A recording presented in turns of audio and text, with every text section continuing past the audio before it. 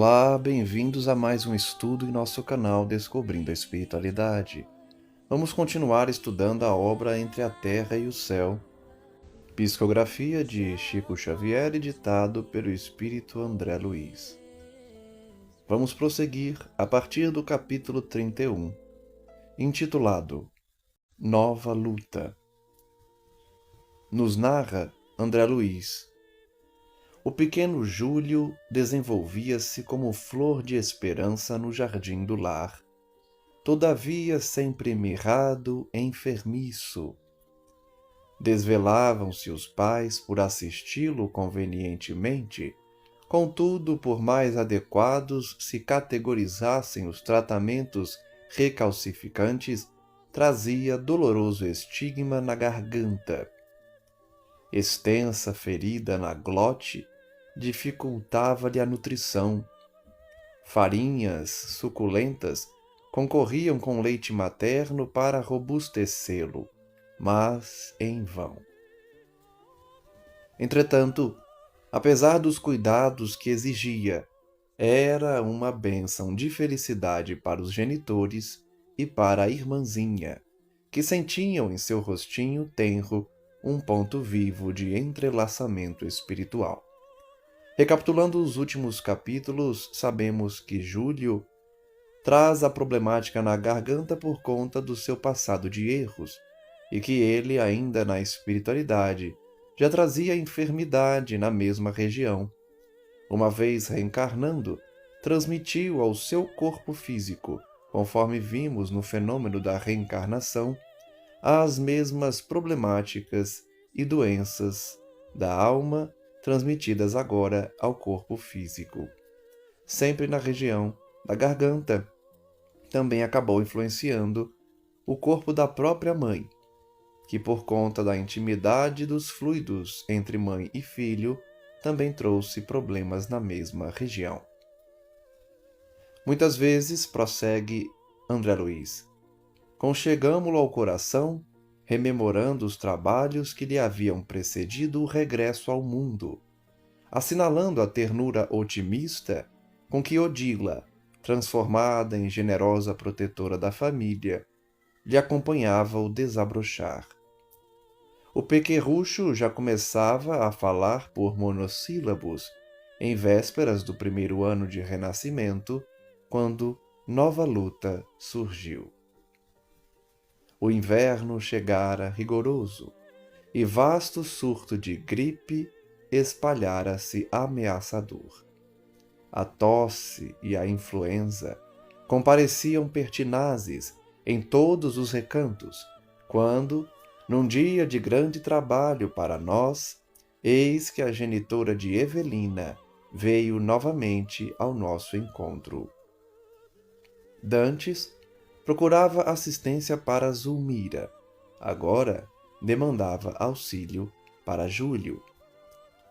Relembrando, portanto, que Odila já havia procurado André Luiz e sua equipe para auxiliar Zulmira, antiga adversária e agora transformada em companheira de jornada, que recebeu o espírito de Júlio, e Odila acompanhou o renascimento, transformando-se nessa benfeitora da família, convertida pelos laços de amor e, principalmente, pela influência de entidades felizes que auxiliaram nesse processo. Ela agora, portanto, volta a pedir socorro a André Luiz e sua equipe para auxiliar Júlio. O menino, assaltado por teimosa amidalite, jazia prostrado febril. Dirigimo-nos incontinenti para o lardo ferroviário, Amaro. Com efeito, o vento soprava úmido sobre o largo espelho da Guanabara. As ruas, pela vestimenta pesada dos transeuntes, davam ao rio o aspecto de uma cidade fria. Alcançamos, sem detença, o domicílio de Amaro. O quadro à nossa vista era indubitavelmente constrangedor. Penetramos o aposento em que a criança gemia semi-asfixiada, no instante preciso em que o médico da família efetuava meticuloso exame. Clarencio passou a reparar-lhe todos os movimentos.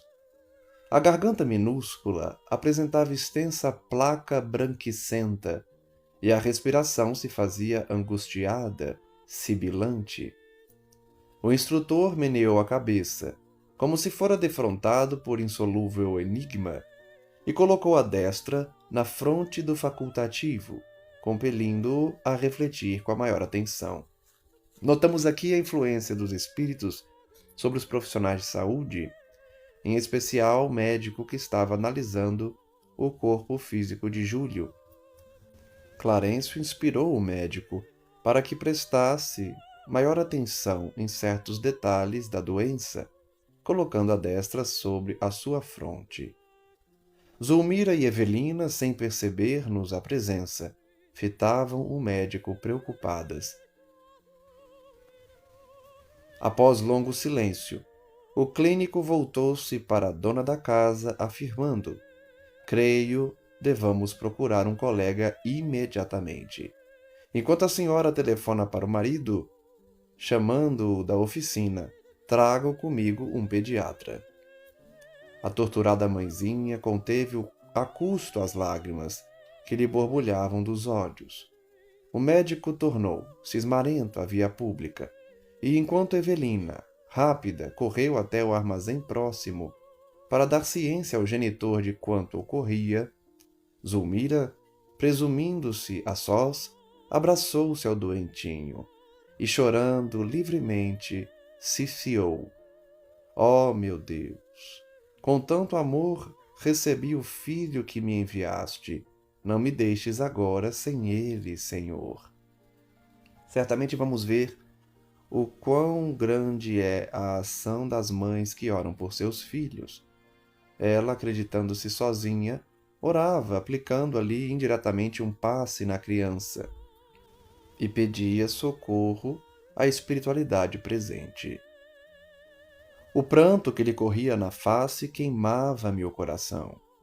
Nada pude indagar, em vista da emotividade que me tomara o espírito, mas o nosso orientador, sereno como sempre, exclamou compadecido: "A difteria está perfeitamente caracterizada. A deficiência congenial da glote favoreceu a implantação dos bacilos. É imprescindível o socorro urgente." O instrutor começou a mobilizar recursos assistenciais de maior expressão quando o ferroviário desolado ingressou no aposento.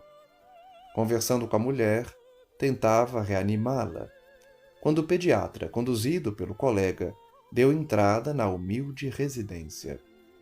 Ambos os médicos submeteram o Petis a prolongado exame, permutando impressões em voz baixa.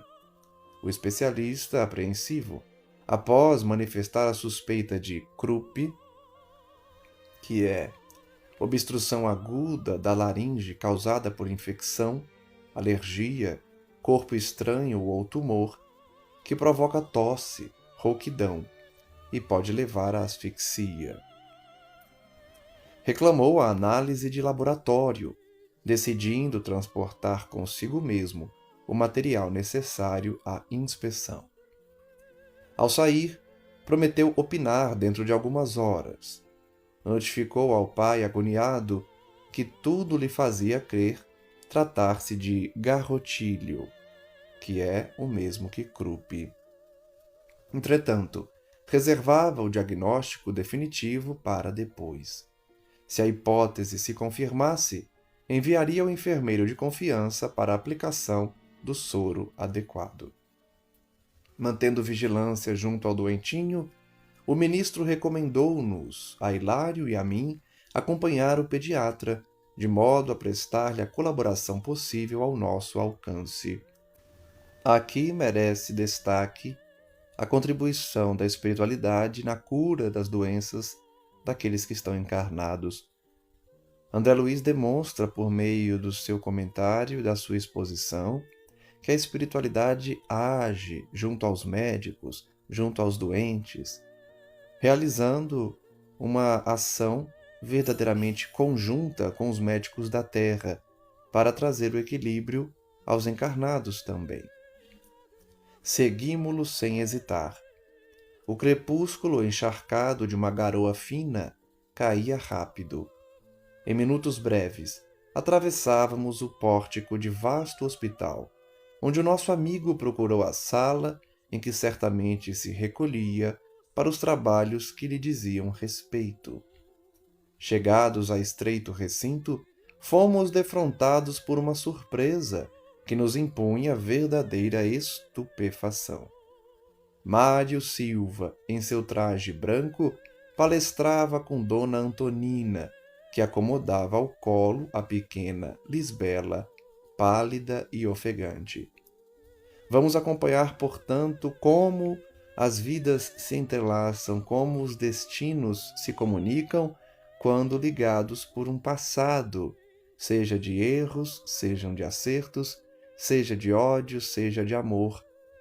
Todos os seres que têm algum tipo de ligação, tanto para o mal quanto para o bem, acabam cruzando-se no destino de suas existências. Mário Silva poderá ter a oportunidade de contribuir para o bem-estar daqueles que odeia, de forma semelhante com o que ocorreu a Odila antes de se tornar a benfeitora que agora cuida de Júlio e de Zulmira. A jovem senhora, Antonina, que não mais víramos, aguardava o especialista trazendo a filhinha à consulta. Amparadas por Silva, francamente atraído para a simpática visitante, ambas tiveram acesso a gabinete particular, onde o facultativo diagnosticou uma pneumonia. Antonina foi aconselhada a voltar de imediato ao ambiente doméstico para a medicação da filha. A penicilina devia ser administrada sem qualquer dilação. Mário, demonstrando imenso carinho pela criança, prontificou-se a assisti-la. Traria um automóvel e atenderia ao caso pessoalmente.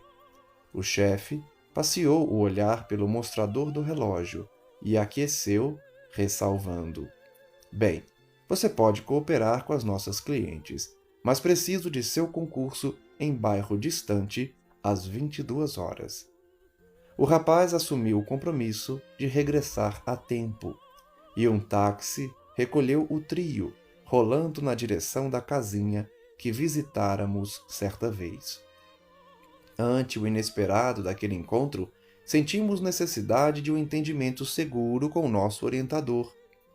Tornando ao quarto, onde o pequeno Júlio piorava sempre, fizemos breve relato do acontecido.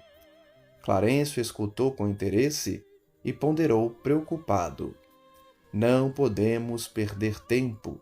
Dirijamo-nos à casa de Antonina. A lei está reaproximando os nossos amigos uns dos outros e Mário precisa fortalecer-se para exercitar o perdão. Os raios de ódio da parte dele podem apressar aqui o serviço inevitável da morte. Então, como falamos, o destino está dando a oportunidade a Mário para se reencontrar com aqueles que odeia, para perdoar e não contribuir com a morte de Júlio ou a piora de quem quer que seja. Corremos ao domicílio da valorosa mulher. Com efeito, depois de haver iniciado o tratamento providencial da menina, agora acamada, Silva fixava a dona da casa, perguntando a si mesmo onde vira aquele torturado perfil de Madonna. Guardava a nítida impressão de haver conhecido Antonina em algum lugar. Nós já sabemos da história que há entre os dois, não é? Da história que liga Antonina a esses homens de sua vida que agora, numa nova reencarnação, têm a oportunidade do reencontro. Agradavelmente surpreendido, sentia-se ali como se for em sua própria casa. E a simpatia não se patenteava tão somente no coração dele. A senhora e os filhos cercavam-no de atenções. Intimamente deslumbrado, o enfermeiro declarava de viva voz estar experimentando uma paz que há muito não conhecia, com que Antonina se regozijava sorrindo. Percebendo que Haroldo e Henrique se mostravam apaixonados pelas disputas esportivas, deu curso à animada conversação a respeito do futebol, conquistando-lhes o carinho. A mãezinha, preparando o café, ingressava no alegre entendimento de quando em quando, a fim de podar o entusiasmo dos meninos, quando a palavra deles se evidenciava menos construtiva. Somente no decurso da afetuosa palestra viemos a saber que nossa amiga se enviuvara. O esposo, segundo notícias recebidas de metrópole distante, havia falecido num desastre, vitimado pela própria imprudência. Então nós já estamos conhecendo um novo aspecto da história de Antonina, que perdeu o seu esposo atual. E agora viúva, também sente algo por Mário, reconhecendo nele uma figura inconsciente do passado. Lemos no olhar de Silva o contentamento com que obtinha semelhante informe. Começava a registrar insopitável interesse pela vida naquele ninho agasalhante que se lhe afigurava pertencer-lhe. Às 8 em ponto, Antonina, sem afetação, convidou com simplicidade: Senhor Mário, hoje temos nosso culto evangélico. Quer ter a bondade de partilhá-lo? Incompreensivelmente feliz, o rapaz concordou de pronto. A reunião, nessa noite, foi efetuada ao redor do leito de Lisbela, que não desejava perder o benefício das orações. Um copo de água pura foi colocado junto à cabeceira da pequenina. E, de Novo Testamento em punho, acomodados os companheiros, Antonina recomendou a Henrique fizesse a rogativa inicial.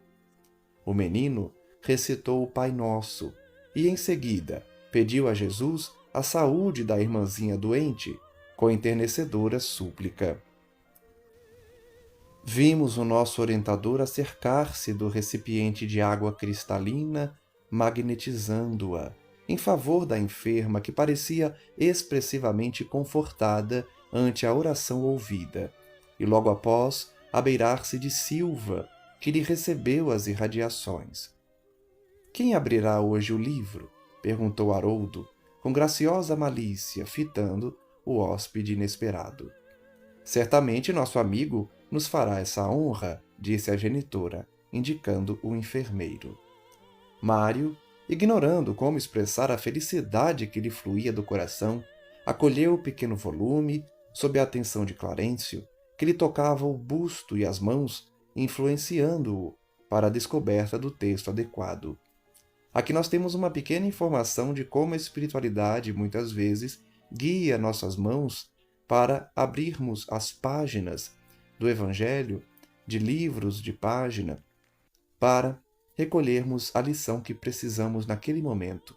É muito comum que nós, ao abrir ao acaso qualquer obra que tenha orações ou lições evangélicas, os Espíritos nos induzam, nos influenciam para abrirmos uma página exatamente na lição que precisamos ouvir. Aconteceu o mesmo com Mário. O moço, algo trêmulo na participação de um serviço espiritual inteiramente novo para ele, sem perceber o amparo que o envolvia, abriu em determinada passagem, qual se agisse a esmo, passando o livro a Antonina, que leu em voz pausada o versículo 25 do capítulo 5 das Anotações do apóstolo Mateus. Concilia-te depressa com teu adversário, enquanto te encontras a caminho com ele, para que não aconteça que o adversário te entregue ao juiz, e o juiz te entregue ao oficial, para que sejas encerrado na prisão. A dirigente do culto, que naquela noite se revelava mais retraída, pediu a interpretação dos meninos, que de modo ingênuo se reportaram às experiências da escola, afirmando que sempre adquiriam a paz, buscando desculpar as faltas dos companheiros. Haroldo asseverava que a professora sempre sorria contente quando lhe via a boa vontade, e Henrique salientou haver aprendido no culto do lar que era muito mais agradável o esforço de viver em harmonia com todos. As crianças, portanto, deram a sua contribuição com as suas vivências infantis em relação ao perdão das ofensas. A palestra parecia ameaçada de esmorecimento, mas o nosso orientador aproximou-se de Antonina e, impondo-lhe a destra sobre a fronte, como que a impelia ao comentário justo. Haroldo, indagou a genitora de olhos brilhantes, como devemos interpretar um inimigo em nossa vida? O menino replicou sem pestanejar: Mãezinha, a senhora nos ensinou que conservar um inimigo em nosso caminho é o mesmo que manter uma ferida perigosa em nosso corpo. A definição foi bem lembrada, falou a viúva, com espontaneidade encantadora. Sem a compreensão fraterna que nos garante o culto da gentileza, sem o perdão que olvida todo mal, a existência na Terra seria uma aventura intolerável. Além disso, quando Jesus nos ditou a lição que recordamos hoje, indubitavelmente considerava que a razão nunca vive inteira ao nosso lado.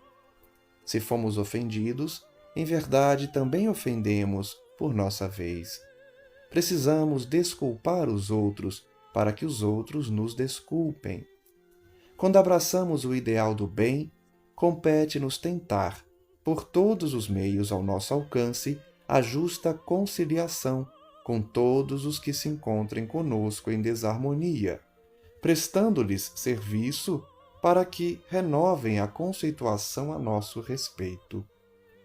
Mais vale para nós o acordo pacífico que a demanda mais preciosa, porque a vida não termina neste mundo, e é possível que, buscando a justiça em nosso favor, estejamos cristalizando a cegueira do egoísmo em nosso próprio coração, caminhando para a morte com aflitivos problemas. Coração que conserva rancor é coração doente. Alimentar ódio ou despeito é estender inomináveis padecimentos morais no próprio espírito. O comentário de Antonina nos traz a reflexão da importância do perdão, porque, na visão simples dos seus filhos, traz a manutenção do ódio como uma doença do corpo. E aprendemos no comentário que Jesus nos ensinou a perdoar porque também nós ofendemos os outros e precisamos de perdão. Nos libertando assim do egoísmo, conseguiremos perdoar as faltas alheias para que eles também nos perdoem. Silva estava pálido. Aquelas conclusões feriam-lhe fundo o modo de ser. Tão desajustado se revelou, escutando aqueles apontamentos, que Antonina, registrando-lhe a estranheza, ponderou sorrindo. O senhor, de certo, nunca teve inimigos. O enfermeiro dirigente será, sem qualquer dúvida, o irmão de todos. Sim, não tenho adversários, gaguejou o moço constrangido. Mas na tela mental, sem que ele pudesse controlar a eclosão das próprias reminiscências, apareceram Amaro e Zulmira, como os desafetos que ele, no âmago do espírito, não conseguia desculpar. Interessante, né? Como a consciência traz as figuras daqueles a quem precisamos perdoar, daqueles que temos algum tipo de sentimento menos digno ou inferior. É sempre assim quando enfrentamos a própria consciência, especialmente quando elevamos o pensamento em oração ou numa leitura edificante, fazendo o nosso espírito refletir. Odiava-os, sim, odiava-os, pensou de si para consigo. Jamais suportaria um acordo com semelhantes adversários. Entretanto, a sinceridade da interlocutora encantava-o. Aquela viúva jovem, cercada de 3 filhinhos, superando talvez obstáculos dos mais inquietantes para viver, constituía um exemplo de quanto podia edificar o espírito de sacrifício. Em nenhum ambiente encontrara antes aquele calor de fé pura, necessário às grandes construções de ordem moral. Além de tudo, laços de vigorosa afinidade impeliam-no para aquela mulher com quem se simpatizara à primeira vista. Por mais vasculhasse as próprias lembranças, não conseguia recordar onde, como e quando a conhecera. Sentia, porém, que a palavra dela lhe impunha indefinível bem-estar. Vejam que Mário traz uma lembrança inconsciente, uma simpatia com Antonina de outras encarnações, sem conseguir explicar o porquê, por conta do esquecimento do passado, e como aquele lar, envolto na fé pura, era propício para que ele finalmente perdoasse os seus inimigos. Fitando-a com enternecimento, perguntou: a senhora julga que devemos procurar a conciliação com qualquer espécie de inimigos? Sim, respondeu a interpelada sem hesitar. E quando os adversários são de tal modo inconvenientes que a simples aproximação deles nos causa angústia? Antonina compreendeu que algo doloroso vinha à tona daquela consciência que lhe ouvira a dissertação, ocultando-se, e obtemperou: entendo que há sofrimentos morais quase intoleráveis. Entretanto, a oração é o remédio eficaz de nossas moléstias íntimas. Temos então na obra o segredo para lidarmos com pessoas que trazemos uma grande inimizade. É difícil tolerar a presença de certos adversários, mas é a oração que nos tornará mais propícios a conseguir esse intento de pelo menos conviver ou não desejar mal para aqueles que nos atormentam ou para aqueles que nós temos um sentimento de aversão muito grande. Se temos a infelicidade de possuir inimigos cuja presença nos perturba, é importante recorrer à prece, rogando a Deus nos conceda forças para que o desequilíbrio desapareça, porque então um caminho de reajuste surgirá para nossa alma. Vejam que é por meio da prece que Deus vai nos proporcionar a oportunidade de reconciliação. Nós não precisamos nos preocupar tanto como se dará essa reconciliação. Basta orarmos, basta pedirmos a Deus. Ele providenciará a situação propícia para exercermos o perdão e a reconciliação. Todos necessitamos da alheia tolerância em determinados aspectos de nossa vida. Ou seja, precisamos perdoar porque também precisamos de perdão, de tolerância dos outros. Os olhos de Mário cintilaram. E quando o ódio nos avassala? Ainda mesmo quando não desejemos, inquiriu preocupado. Ele insiste, então, no sentimento de aversão que nós não podemos controlar, o ódio que sentimos sem qualquer controle para com inimigos. Como lidar com isso? Não há ódio que resista aos dissolventes da compreensão e da boa vontade. Se colocar no lugar do adversário, procurar entender o porquê ele agiu da maneira que nos magoou, ter boa vontade para perdoar. Quem procura conhecer a si mesmo desculpa facilmente. Silva empalidecera. Antonina percebeu que o tema lhe fustigava o coração e, amparada por nosso instrutor que a enlaçava, paternal, rematou considerando: um homem, porém, na sua tarefa, é um missionário do amor fraterno. Quem socorre os doentes penetra a natureza humana e entra na posse da grande compaixão.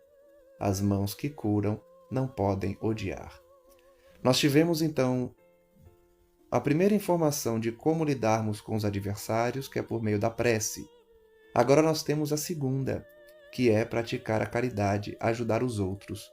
Porque quando ajudamos os outros, desenvolvemos compaixão. Quando desenvolvemos compaixão, conseguimos ler melhor os outros, compreender aqueles que nos cercam, incluindo aí os adversários. Quem socorre os outros compreende melhor a natureza humana e assim consegue perdoar de maneira mais fácil. Caridade e prece, portanto, são as maneiras pelas quais nós vamos conseguir vencer também os ódios e os sentimentos menos dignos contra adversários. Em seguida, o primogênito da casa fez a prece de encerramento. A viúva serviu o café reconfortante, acompanhado de um bolo humilde. A conversação prosseguia animada. Todavia, o hóspede consultou o relógio e reparou que o tempo lhe exigia a retirada. Deu instruções a Antonina quanto à medicação da doentinha e pediu respeitoso para voltar no dia imediato, não somente para rever Lisbela, mas também para palestrar com os amigos.